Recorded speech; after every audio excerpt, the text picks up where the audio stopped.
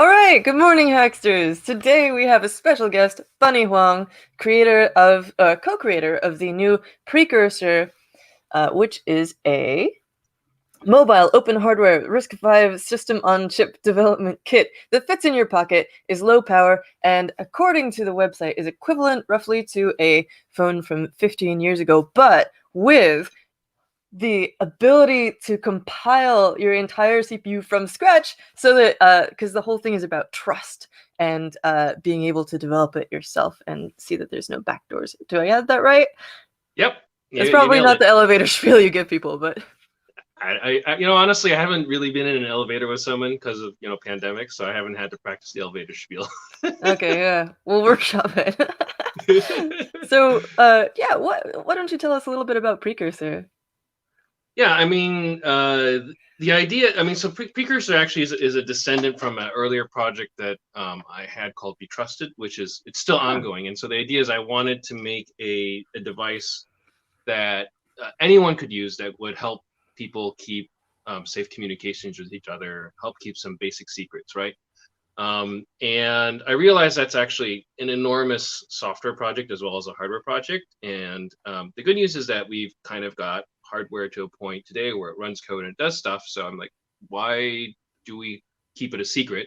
Why Hmm. don't we just let it out? And so we kind of renamed the hardware portion to Precursor to really clarify that this thing does not yet fulfill the mission of being like, having the software stack that you need to have all the safe defaults to have it do Ah. something, but it is a precursor. And actually, we hope that various people will do things we didn't even expect with it. Like people have inquired about using for crypto wallets, or people have inquired about using it for like password authentication tokens and stuff like that. That's all great. Right. And by us sort of creating that space for other people to create their applications on it and brand it differently, hopefully, like it's a more community friendly approach as opposed to trying to like own the application space and the hardware space and consolidate branding. Yeah, so you're allowing people to create their own spin-off products with this? That would be ideal actually. That's so cool. And it Yeah. really does seem to be a large part of your mission based on some previous projects that you've done. There also, I remember reading about the introspection engine, which also feels like a spiritual predecessor to this, would you say? Oh yeah, it absolutely is. Yeah, so the back even few this is a it's a part of actually this whole chain that started was kicked off when I did a project called Novena. Right. And which it was this little DIY laptop thing, Oh. which you have, yay. Yeah. Yeah. And so you can see it's a little quirky, right? It's this laptop that sort of is like got its guts exposed and like has like this like mounting array in there called a peak array Big for like array! different, yeah, different add-ons and stuff like this. And it started actually when Sean Cross, Zobs, and I were just sort of sitting around having a beer, like, what do we want to do? We kind of Chumby had just ended, and we're like, what do you want to do with our time? And like, well, we've always wanted to build a computer. Let's just build a computer, right? And so okay, why not? So we kind of went down this zany path that led us to Novena at the end of the day. And yeah, there it is. We had a crowdfunding campaign for it and everything. And one people asked us why we did it, and it a lot of people didn't digest the answer that we did it because we wanted to, right? They were like, oh, you were doing it because like, oh, it's going to be more secure, or like this, like there must be a purpose to it, right? That's greater Right. than this sort of thing. And I really wanted to say that because it was more open, it would be more secure. That those are two things that were like, Oh, seemed to yeah. be equivalent in my head. But actually, in the process of building a laptop, I realized how much I didn't know about what was in the actual hardware. When you build it, you actually get to enumerate all the firmware blobs and understand all the bootloaders and all the bits and pieces you put in. You're like, wow, like even though I've integrated all these complicated parts together, there's so much more underneath it that like I couldn't possibly make the claim that open was more secure. Actually, if anything, it made me realize how bad it was, right? Huh. So I couldn't make that claim with Novena. And then I happened to meet up with Ed Snowden. He came to me and said he has this problem where he wanted to build phones that could be basically bulletproof secure for journalists. Yeah. And the problem is that journalists are kind of like the ultimate users of technology, in that they don't want to be mired down and you know secure passphrases and holding 10 tokens and all sorts of. They're reporting, right? They go to the Yeah, field, yeah. they report. They go into really dangerous environments, and if they don't come out with the scoop, then they've risked their life for nothing. Wow, Right. yeah. And so a lot of these guys, if you give them technology, it's supposed to secure their privacy, but then it's too complicated to use, they just ditch it, and they'll just whatever, right? We'll just go ahead and do it. And so trying to keep reporters secure is a really hard problem, because you can't detract from their mission at the end of the day. You have to keep them alive and have them do the mission both. You can't keep them alive and not do the mission, right? That's not a possible solution. And so Ed was like, is there any way we can take an iPhone, which reporters love to use because it's a camera, it's a note-taking device, it's it's an editing device. Is there any way we can take one of those and make it safe for a reporter to take into a situation where they know they're going to be under surveillance, or they know that people want to silence them, right? And so we thought about it a bit. And I was like, well, the hard problem is just getting them to put into airplane mode and making sure it's actually in airplane mode. You don't have malware on it that's reporting out. And so I was like, okay, well, we can't trust the UI because it can show the little airplane mode thing, but actually it may not be in airplane mode. And so what if we build something that could introspect into the hardware to actually report on the status of the radios, right? And so Ed and I started digging around inside the iPhone 6 and found a bunch of test points for the radios that would report the actual configuration bus going into the radios, like what modes the antennas were in, when the power amplifiers turned on, when you're changing bands on the cells, those all went across a certain bus, which you could then monitor, right? And so the logic was, if we could introspect upon that, we could say, oh, okay, a lot of our pants on fire, the iPhone's not actually in silent mode, and we can alert the reporter that maybe there's something bad's going on, and they could be kept safe, right? So we tried that. And this is turning into a very long answer. Sorry, it's fascinating. We tried that, and the problem was that it turns out that the vendor code still turned on the radio during airplane mode. Like when we first built it, we were like, oh, we have blips on the phone. Maybe it's we found something, because I bought these secondhand phones off the China market. Maybe there's something on it. We're like, oh, maybe someone put something on it, right? Maybe we're onto something. And we started digging into it. And we're like, oh, actually, ever since iOS some version of Apple sort of dropped the guarantee that airplane mode means radios are off, right? And what? Now they're pretty much. I shouldn't be shocked, but yeah. I mean, they pretty much just come out and say well, actually, we believe that leaving these radios on doesn't affect airplanes, and it's fine. There's this little spiel, and I already got mad at them for you can't easily turn off the Bluetooth and Wi-Fi and actually have it be stay off. No, you can't, right? And so we don't know the exact reason why, but we hypothesized based upon facts at the time and what's going on that Apple wants to build up a mapping competitor to Google, and so it makes sense to occasionally just check GPS, take your position, right? Look at Wi-Fi scan, make sure see what the MAC addresses are, and then send it home. Or and they got Google doing that as well with your data. Right. This is a very that's why part of the reason why maps are so good today is that they've crowdsourced all of this collection, right? The problem is that behavior is kind of indistinguishable from malicious behavior that you're trying to shut down, right? And we can't. And so in the presence of so many confounding factors, I was like, well, complexity is a problem too. Merely openness is not enough, right? We have to be able to actually analyze the data and not have too many false positives. Because the other thing is, if a journalist is constantly saying, oh, my phone's reporting and pointing, and they just eventually just turn it off, and they just don't care anymore, right? That's getting away with the mission, right? So one of the big lessons I learned is that we have to be able to realistically analyze what's going on. We can't say openness is just enough. We have to have it simple enough that we can actually do something with the openness and reason about it in a way that is useful, right? Yeah. And so this turned into those two projects actually merged and turned into a project that actually no one knows about at all. It was called SIGLab. I was trying to build a laptop that combined these principles together. It was a total disaster. I got as far as almost doing circuit board layouts and industrial design, whatever it is.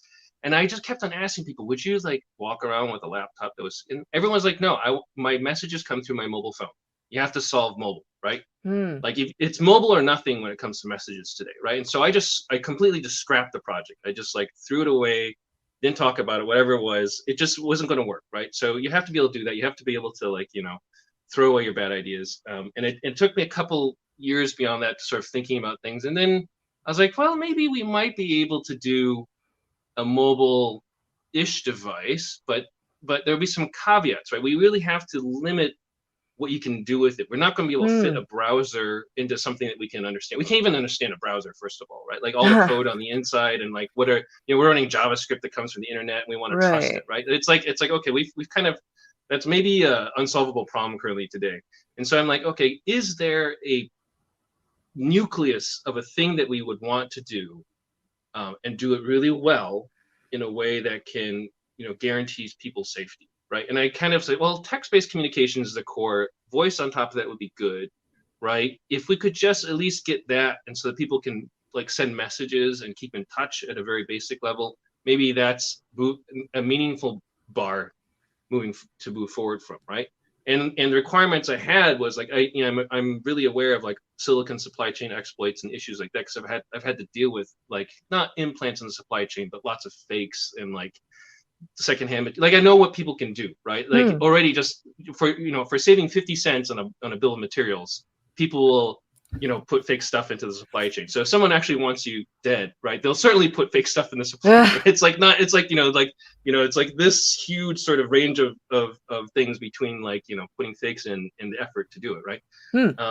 And so I'm like, okay, well, we have to be able to inspect the silicon. We have to know what the CPU is going, kind of reason around. I was like, okay, well, if we just made the CPU in an FPGA, then we can actually at least reason about the CPU. And if we can empower people to compile the CPU from source, right? We can say there's no hidden instructions, there's no debug backdoors, right? I wrote a post earlier on my blog about how we don't know half the stuff that's inside system on chips, right? SoCs, and there's a super scary fact is that like there's a bunch of like IP blocks that people use. So when someone says, "Oh, I bought like this latest NVIDIA Jetson or whatever it is," you think that NVIDIA designed every single transistor on the inside. Actually, like the USB block is almost certainly purchased from like a third party, like Synopsys or whoever it is, right?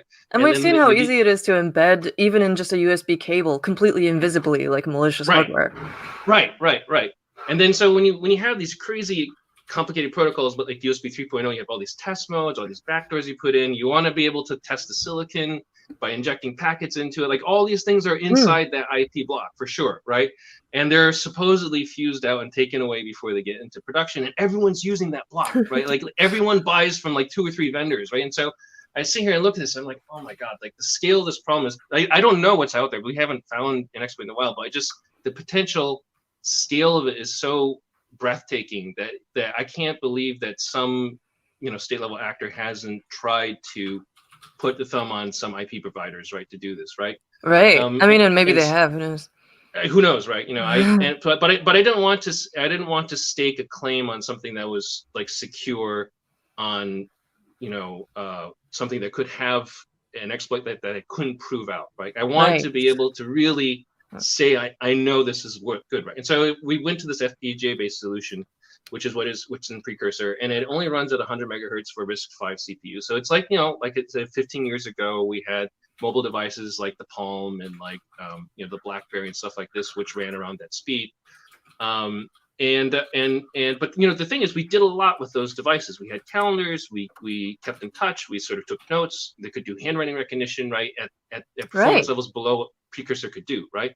And so when I tell people Precursor has 100 megahertz CPU and 16 megabytes of RAM, someone's like, I can't even start JavaScript in 16 megabytes. I can't run Python without at least 120 megabytes of RAM. Well, I don't know what the current thing is right now, but like it's like like a lot of software developers like this is like too little. You can't do anything with it. I'd like to remind people that we had a day when we actually did a lot with like 16 megabytes of memory and 100 megahertz of CPU. And so Precursor sort of rolls the clock back to then.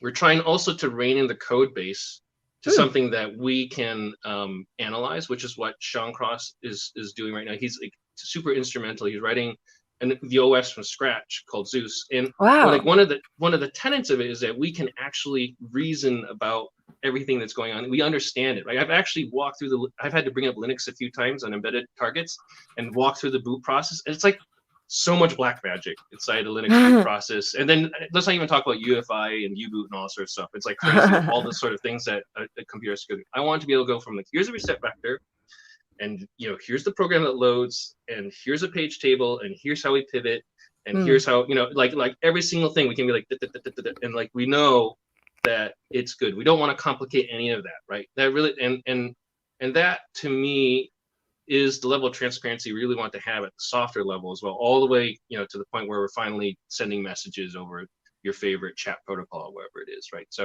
yeah, and so that's the long answer as to where amazing. Yeah. And you have all these materials about there's so many things I want to pull out from that, but oh boy, where to start?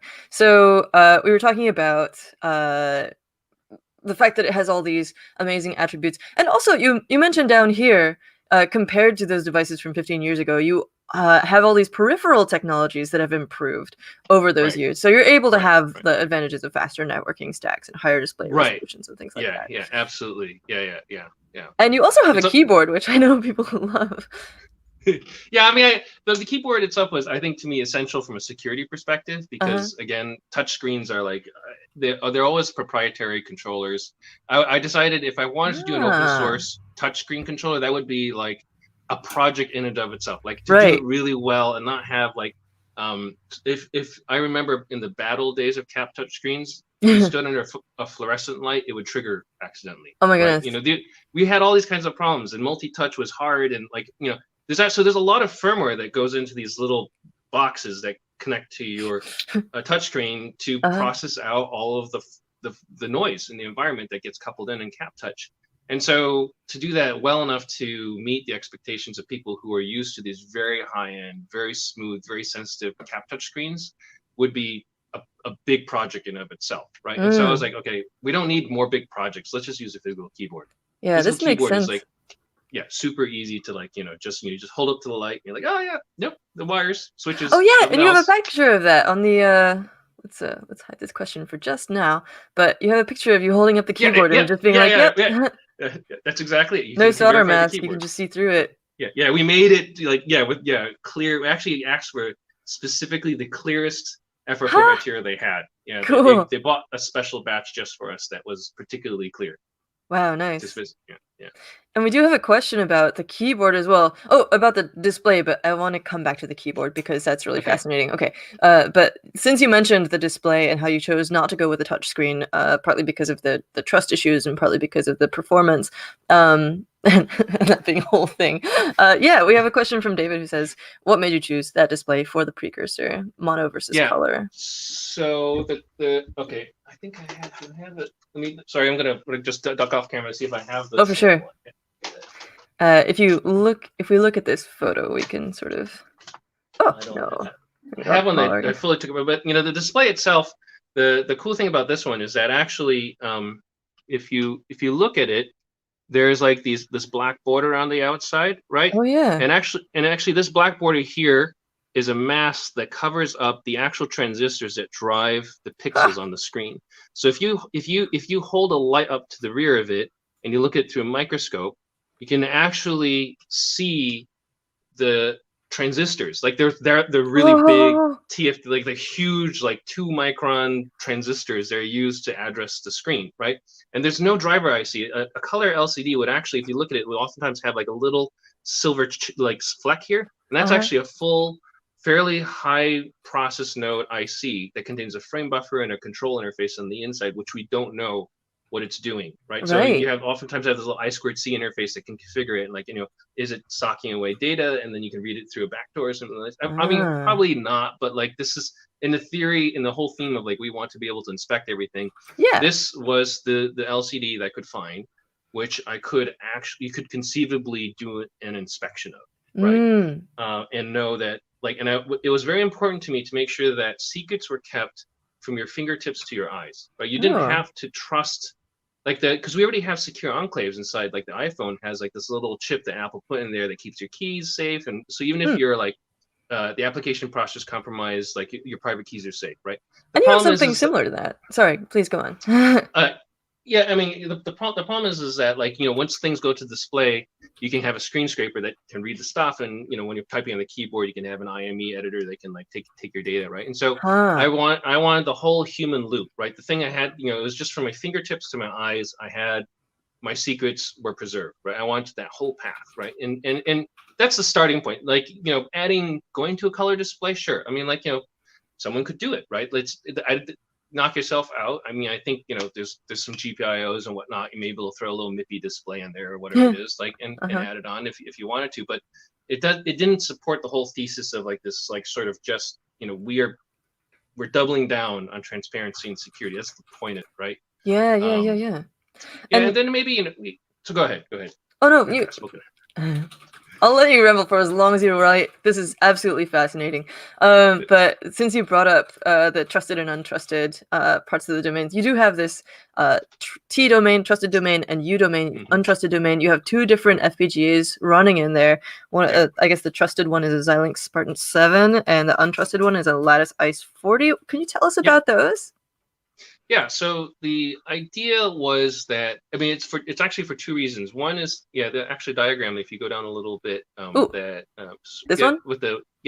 That one actually shows the orange region is the untrusted domain and the brown region is the trusted domain.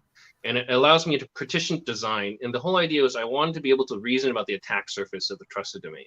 And I also wanted to remove things from the attack surface of the trusted domain that I didn't want to have to like sort of deal with. They're too messy to deal with. And so the ICE 40 serves as a bit of a firewall from the trusted domain. And you can trust the ICE 40 because we have the code for it. Again, it's compiled from scratch, so forth, right? And so if you go all the way on the far left, there's a WF200 from Silicon Labs Wi-Fi chip, which is like full of proprietary code, and you don't trust it, wherever it is, just like your cable modem and your AP that you're connecting to this side. But I consider that basically the internet, right? So you've got packets at that point.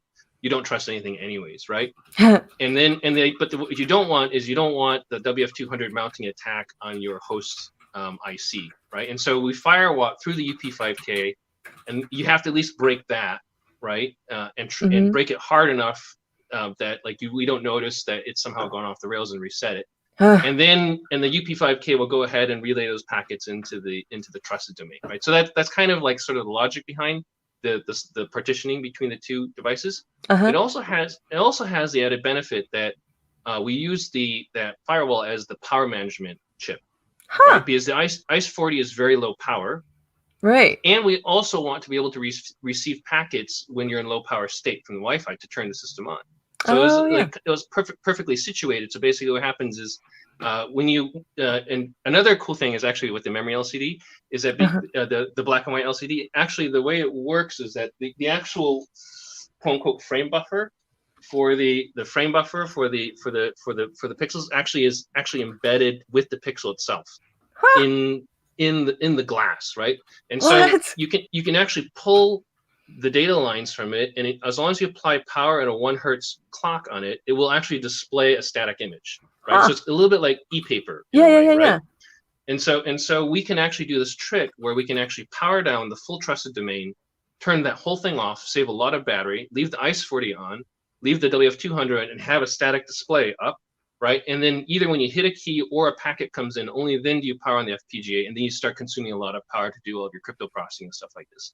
So it allows us to actually really extend the battery life as well. So it can actually truly be like a mobile device with a battery life that you expect on the order of a daily user. So right now I think we can get like 3 or 4 days standby time on it. So that's when with the ICE 40 on, the radio in a mode where it could receive packets. And the FPGA actually cold shut off, the trusted domain cold shut off, right? Wow, yeah. And then when it's fully on, it'll run for about 3 or 4 hours, depending upon what you're doing, maybe a little bit longer, maybe a little bit shorter, whatever it is, right? And so the idea is that, you can sort of leave in your pockets and standby, you can turn it on and message, and then it'll actually turn itself off in between messages to save power. So really it's only that really 100% duty cycle time we're counting towards the power on number there. So with it's a lot of software though. a lot of software, which hasn't been written, Yeah. caveat, right? You could actually probably get a pretty decent battery life out of it. So I'm curious, we've talked a lot about the hardware security, and one thing that's come up lately is security for people like journalists and also protesters, and journalists may be reporting on protesters or protests or civic action or whatever. Mm-hmm. And one of the big concerns there is like, do you use biometric data to get into the phone? Do you use a like a PIN code or something? And what can authorities use? On what do they have to respect? And what can they force you to give up, and things like that. So I'm curious if you have any, like, what's the user side security like? Yeah, so I kind of don't like biometrics because first of all, you leave your biometrics everywhere, like my fingerprints on everything, right? Yeah. And my face is everywhere, and if it's compromised, I can't change it, right? So it's Right. like kind of Not a lot of effort. Yeah, yeah, a lot of pain and a lot of effort. Yeah, yeah. So I do prefer to use passphrases to unlock things, right? And this is now we're to be very, very clear to the people watching this. We're now getting into the realm of code we haven't written. These are just planned features, right? So, but we're building this up from this point here. So what we want is a sort of a staged, plausibly deniable security system built into it, right? Right. And we're actually building plausibly the file deniable. System. Interesting. Right, plausibly deniable. So we're building the file system from the ground up, so that if someone were to do forensics on it, they couldn't tell if you have deleted a record or if you simply forgot the PIN for it, right? Literally, deleting something is equivalent to forgetting the PIN, or more properly, like re-encrypting it to a PIN than deleting the PIN, right? Huh. So the whole file system from the very beginning is actually just filled with like random data encrypted to a random PIN that you don't know. And so that way people can't tell if things have been deleted based on the free space number or right. not. Wow. And the idea is that you start with a core set of records that you unlock with a very simple PIN that you don't mind actually giving to authorities if they want to inspect your phones. You say, okay, like a 4-digit PIN. It's got like my mom and my dad and like, a couple, my dentist or whatever it is, a few other people inside of it, right? So it's regularly used. It's conceivably, your own device, right? It's not like a fake screen with like stuff on the inside of it. And then you can go ahead and type in different pins. As you type in different pins, it will actually layer in more sets of context and more context history into your applications, right? Transparently.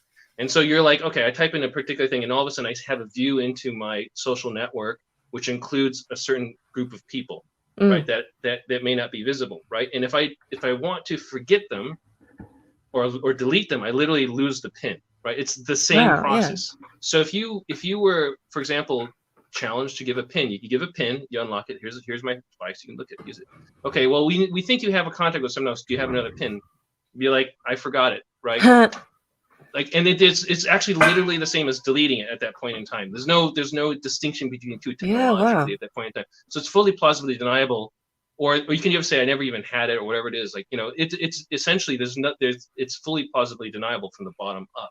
And so the idea is to sort of facilitate this human side, and not to annoy people with like enormous passwords for one password to rule them all. It's actually a set of like sort of like you adjust it based upon your needs. Like most people probably only need one PIN, right? And you can make it simple if you don't particularly care about physical attacks against your device. But you can layer in stuff. Amazing. So this is really embarrassing. I want to ask you about the fact that the Precursor, similar to the Novena, comes with, I believe, an extra aluminum bezel as well as like swappable keyboards and things. I would love to go into that. My charger is on the other side of the room, so I'd like to come back in like 30 seconds and ask you about that. Is that all right?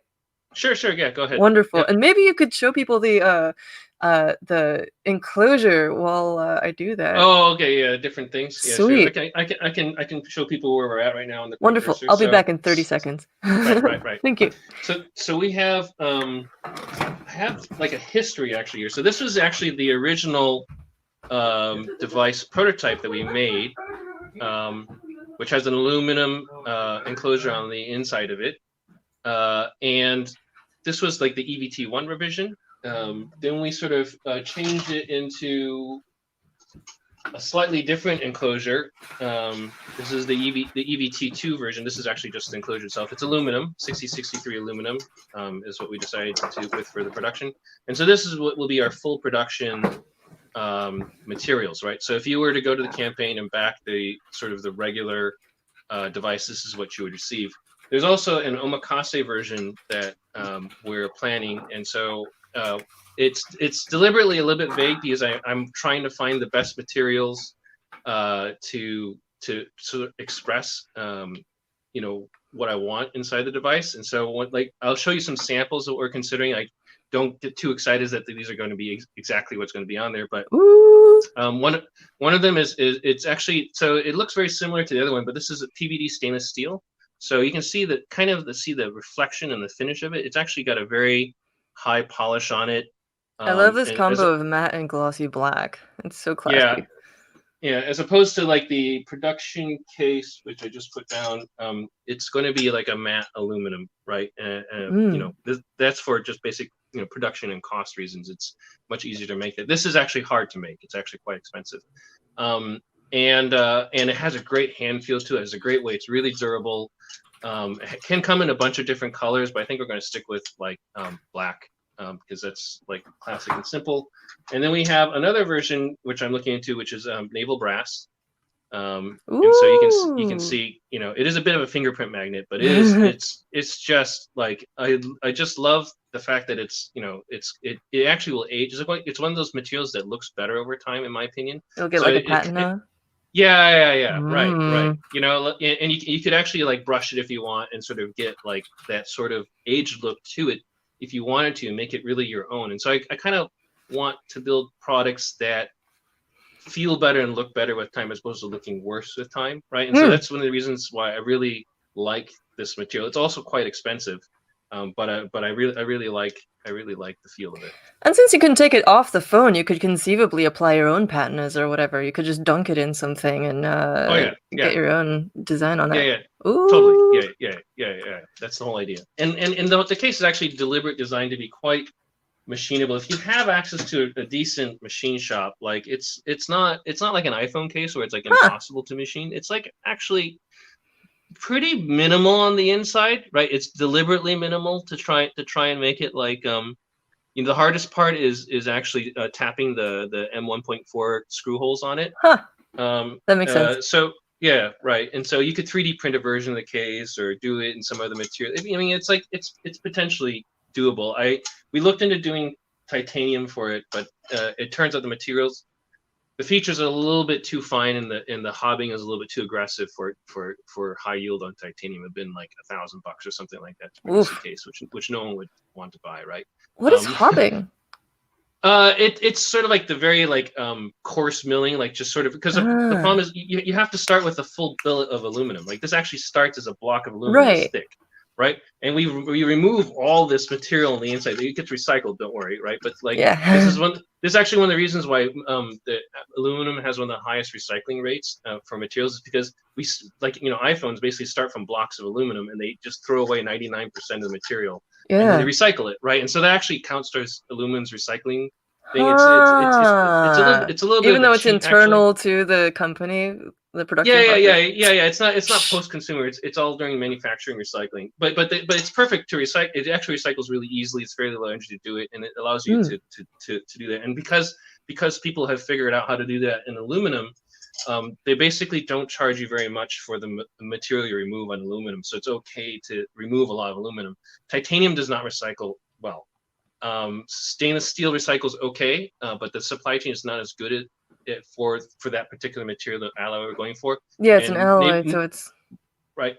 And naval brass also is kind of a pretty bespoke material. So we don't get to we have the scrap material, we can recycle it, but we don't get the refund for it basically, right? Like aluminum, you basically get the full refund because like there's such a massive recycling effort for it, right? That we can be, but there's such a small market for recycling these materials in our particular domain that we don't get a cost down for that. That's annoying. Did you mention about the keyboard overlays yet? That's one thing I wanted to point out for sure. I hadn't mentioned it. So it ships with 3 alternate keyboard overlays, including Right. Chords, SDRT, and Dvorak, as well as QWERTY. And you had a secret thing that you were going to show. Yeah. Let me dig up some Secrets. examples here. In the meantime, everyone, here's the what's in the box. As you can see, it comes with an aluminum case, complete with display, bezel, keyboard, and battery. And then you also get 4 grams of sealant for sealing the metal shield on, so that you can take it apart and you can also put it back together. And also a debug board that you can reflash the phone if you brick it. You have to bring your own Raspberry Pi. Right. The sealant is actually for you if you're paranoid and you think you're in a situation where you need physical security, we give you the actual epoxy we would recommend to seal it permanently so that you can't debug it. It's actually like the last step. Like basically once you're done developing your app and whatever it is, you want to keep your secrets, this is the epoxy you should use, right? Wow, it's actually there's some subtlety to picking that epoxy and the robustness of it, and you want like it to flow evenly over the components, get underneath things so that the removal is actually a very destructive process. Oh, so you're actually potting the whole thing. You're not just sealing the thing on. Yeah. There's the idea is that there's actually a little metal shield, and you just kind of dab it in there. And actually, it's a very low viscosity epoxy. It's made to go underneath. Actually, when it gets to the edges of the BGAs, it actually wick underneath it. Whoa. And it can tolerate high temperatures. It's quite robust. And so once it's actually in there and it cures, if you need to remove that, you're probably going to pull off the components and make the device inoperable at that point in time. So that's part of the reason why we give you that specific epoxy, and not just say go to the hardware store and buy an epoxy, because a lot of the normal epoxies are too viscous, and they won't flow underneath. They'll basically sit on the top of the IC, and you could actually kind of remove them very carefully with a knife or something. Yeah, anyways, it's a detail, but it's like we figured it was worth it. Yeah, absolutely. Anyways, so the keyboard overlays come in a form like this, right? So it's a little hard to focus on the keys itself, and then the backside has these little nubs on it, which actually press down on the key dome switches themselves. Anyways, and so this is an example of a Dvorak keyboard overlay. I don't know if we can see the keys here. You can see A, O, E, U. Yeah. So it's not. And so the idea is that we want to. One of the things I put in front of the project is I want it to be not just English centric. It's so easy to say 7 bits ASCII is enough for the world, right? And because it's really lazy as a programmer, Unicode's actually really hard. Right? Emoji is really hard. Chinese is really hard, right? And so we wanted to make sure from the very beginning we were thinking ahead in terms of what humans need to interact with a device, right? And it turns out that actually a bit around when we started the campaign, a blind user reached out to me and said, "Hey, have you considered doing a Braille keyboard for it, right?" And after talking to him, there's a GitHub issue you can actually see online the whole conversation, right? At the time, I was like, oh, actually, I think the device is very hackable. I made it to be adaptable and modified and these sorts of things. So I thought I could just build a Braille keyboard for it. And so this hasn't been shown anywhere, but this is actually a version with the Braille keyboard on it, which you can see is these are the 6 dots of Braille, and it's a space key, right? And that's how. And it doesn't need a display because the user's blind, so you can use up the whole bezel for the keyboard area, and then they just plug into the microphone. They can hear what they're typing, and it becomes a note-taking device for a person who's vision impaired. And so that's actually I'm going to go a little more into the details of it. But that's one of the things I really, if you were to try to do something like this to an iPhone, it'd be really hard, really destructive, and really expensive, right? And we were able to sort of pull this together on a shoestring budget because I built this thing to be hackable. I built it for people to be able to do these kinds of mods, right? And so this is an example of the type of mod that can come out of a mobile device that's hackable, as opposed to for example, the iPhone 4 when it came out. Do you remember left-handed people when they made calls it would drop? Yeah, because of the antenna stuff. Right. And then Steve Jobs' response was, "You're holding it with the wrong hand," right? Right?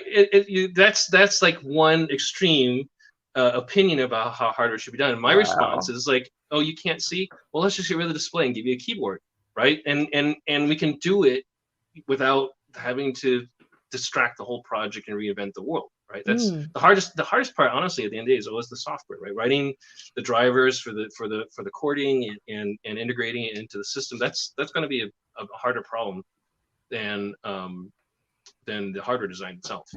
Right. I don't want to keep you forever, but if you're down, I wanted to chat about your own experiment in evaluating and trying to break the hardware security on here.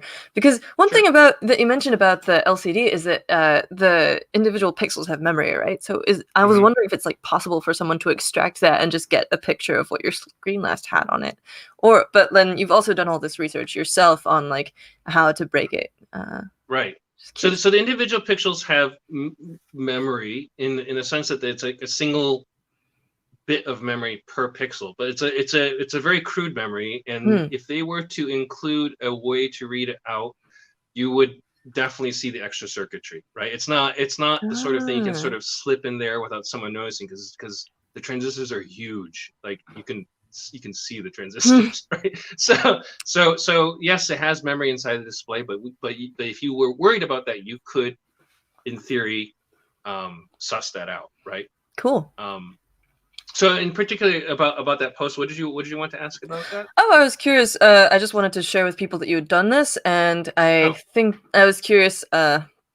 I guess just to have you describe what the vulnerability was that you found, because you talked about an issue with the JTAG that you were sort of working on solving.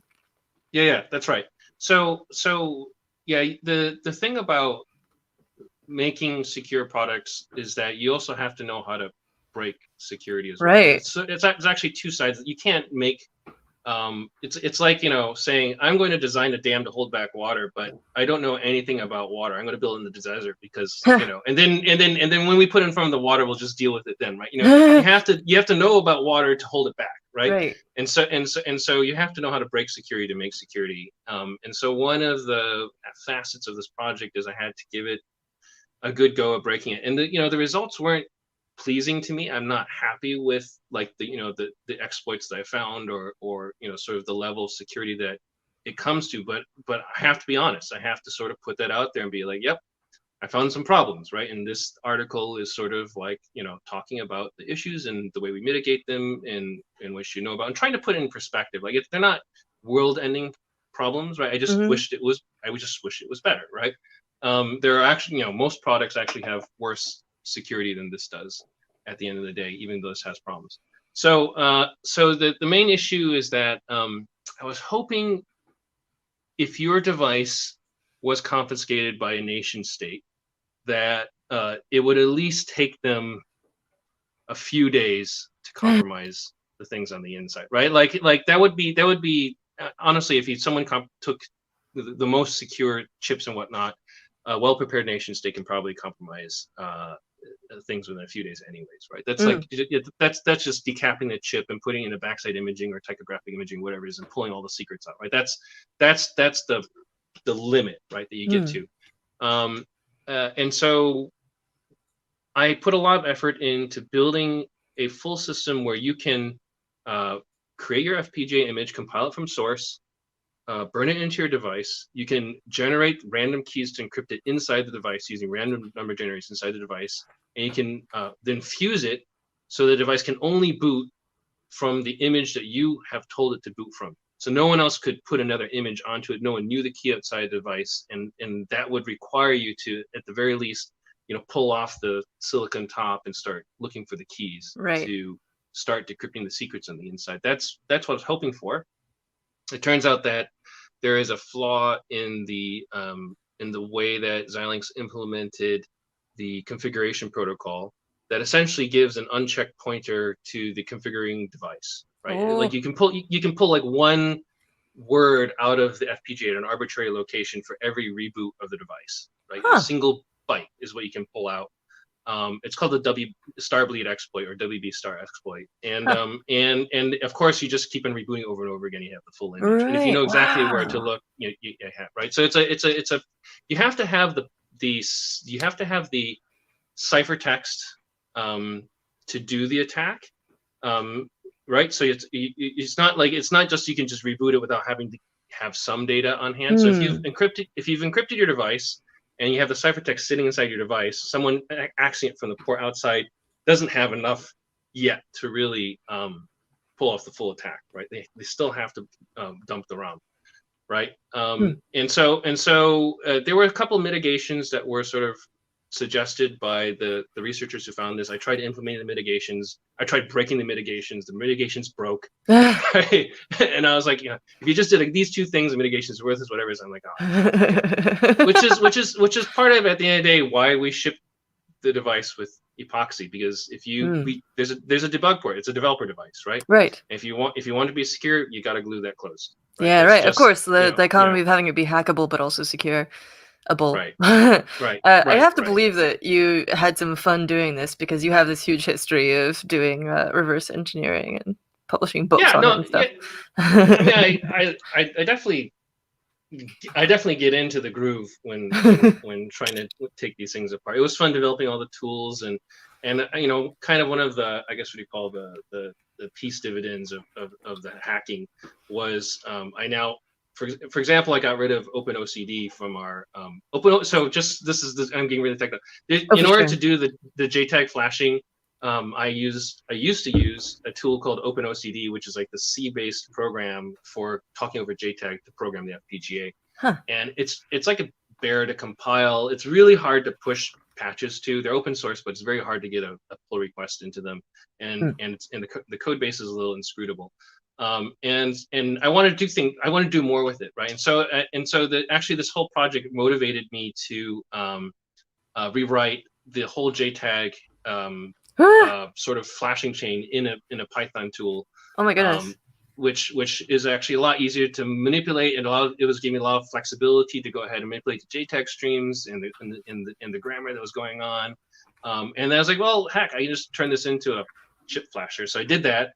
And so now with a single repository, single pull, you can have the full thing on there. You don't have to compile it and build it and deal with all the sort of mess of OpenOCD. So that was sort of the little kind of side benefit that came out of all of that hacking effort. Nice. So we should wrap up soon. I know that I've kept you talking for like 50 minutes now, and it's incredible. There's so much more that we could go into. I want to make sure that people know about Precursor, what exactly it's meant to do. You can read the crowd supply page linked below. It's sort of like it's similar to previous pocket ready hackable like phone platforms you might have seen, but it also has this evidence-based trust we've been talking about. Bunnie has all these previous projects you might have heard of, including Chumby, NETV. I'm not sure. I feel like that's how you say it, but I'm not sure. Yep. Which uses the DMCA master key, or HGCP master key, which is ludicrous. You also worked on these circuit stickers, which I've used to make little animated LED tattoos. They're such a cool platform. This was you helping Jia, I believe, create it as a consumer product. And I want to make sure that people know that tomorrow you have an AMA about the Precursor. So anything we didn't get to today, you can check out tomorrow. Right. And actually at the AMA, Sean will be there too. And great. So he can, if you have software questions, toss them at him. He'll be there. He can answer them. He's brilliant. And so he'll be there. And we'll be sure to have him on at some point as well, assuming that he's definitely willing. Have him on. It's interesting. He's great. I love that your studio name is Kosagi, which I believe doesn't Usagi mean rabbit, bunny? Yeah, right. And then Kos for like right, little rabbit, bunny. Oh. It's Japanese for bunny. It's Bunnie Studios in Japanese. Yeah. I thought the Ko was a reference to his name, Cross, but. No, actually, it was. So what happened? It's a story behind everything. When I moved to Singapore, I wanted to create a local company version of Bunnie Studios, but I didn't want to give it the same name because it would be confusing between the U.S. and here. So I just gave it the Roman Japanese version. Japanese version of that, and it was like it was just a little at the time when I started. It was just a little shell company to do with like small consulting contracts and whatnot. And then stuff kept on throwing into it. Eventually, just grew into this behemoth that now has it's doing this sort of stuff, right? But so that's how you get this. Yeah. That's right. That's the logo, which is Small Rabbit, is what it says. Studio Small Rabbit, right? That's so cute. It's a little it's not a fully appropriately named thing anymore, but that was the origin of it. Great. So everyone, you can follow Bunnie Studios on Twitter. Is there anything else, anywhere else that people should follow you for updates? Obviously, your blog, bunniestudios.com. Yeah. Those are the two channels, like Bunnie at Bunnie Studios and bunniestudios.com. I'm terrible at social media. I And don't so know. those are basic. It looks really good. Yeah, those are the two channels that I use. That's about it. Yeah. Awesome. So, Well, everyone, go follow there for more. Thank you so much for coming on. I feel like I thank could you. Thanks ask for you having questions me. for 8 more hours, but we gotta stop. I gotta let you go. It's like 3 a.m. there. I'm so sorry. Yeah, it's all right. Yeah, I'm used to the time zone change, so it's my deal. So All right. Well, thanks again, cool. and Yeah, we'll see you soon. yeah, it's great talking. Thanks. Ciao.